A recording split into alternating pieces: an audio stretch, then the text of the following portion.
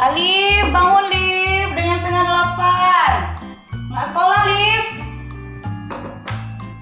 Alif, Alif, bangun Lif, udah jam setengah 8. Nggak sekolah Lif. Bang, lihatlah bang, anak abang tuh belum bangun jam segini. Masih ngorok dia tuh. Sekolah dia, bang. Oh. Abang, lihatlah bentar anak abang tuh. Belum bangun-bangun sampai jam sekarang nih.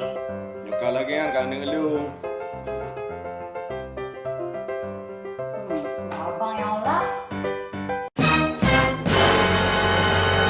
Selulah yang kutanamkan bibit unggul. Unggul kali. Ah, udah.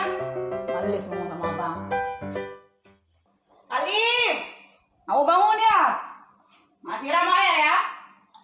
Bangun, udah jam setengah 8. Nggak bangun anak nih. Alif, bangun, udah setengah 8. Cepatlah.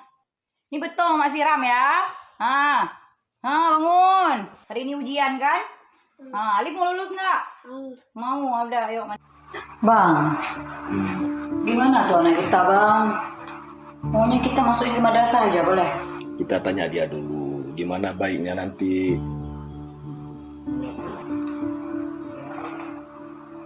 Oh ya bang, jadi kita beli tanaman. Ya pergi dulu, ini udah telat ya. Cek, Lep. Alif! Apa mak? Celananya pakai dulu. Waduh. Aku harus berubah, tidak boleh menyerah, kata mama. Sebagai anak laki-laki dan anak satu-satunya, aku harus meneruskan kehidupan keluargaku.